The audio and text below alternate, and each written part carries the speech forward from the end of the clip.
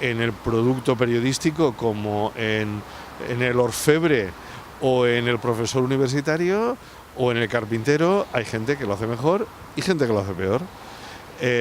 Una diferencia, en cierto sentido, propia del periodista es que tiene una aportación ética a la configuración de una opinión pública libre, que, como ha dicho nuestro Tribunal Constitucional, es la base de una democracia. Es que aquello que aporta debe garantizar que ha sido obtenido de manera objetiva y que es veraz. Veraz no significa que un periodista no se pueda equivocar, todos nos podemos equivocar, pero que debe cumplir ciertos requisitos deontológicos de acceso a la información. Bueno, eso no tiene por qué decaer con el nuevo periodismo digital, no tiene por qué decaer.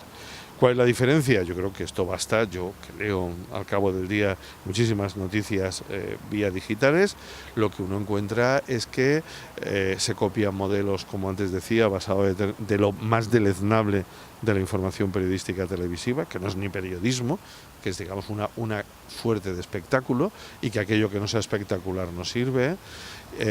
Bueno, yo no sé, eso es por afición, por razones ideológicas, por la presión del mercado, por gente que quiere llamar la atención, de todo habrá, no lo sé, ¿no?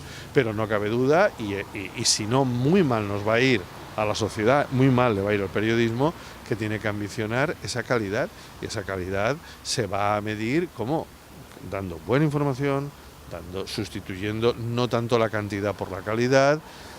¿Qué pasará? Que ahora a lo mejor tendrá que escribirlo con menos caracteres, tendrá que aprender a escribir más breve. Bueno, pues más breve. También hay digitales, que el digital permite hacer artículos de opinión mucho más largos que la prensa escrita. Yo soy una persona que llevo casi 20 años escribiendo artículos de opinión en prensa escrita, y a veces me gusta escribir en prensa digital porque puedo escribir más, y a veces está bien, ¿no? Bueno, yo creo que son fenómenos cruzados, pero que no hay que perder nunca el norte de ese objetivo, que además del objetivo lícito, personal, empresarial, etcétera, hay un objetivo social, un objetivo colectivo, democrático en definitiva, y es que la calidad de los medios de comunicación, en este caso digitales, va a ser fundamental para la calidad democrática.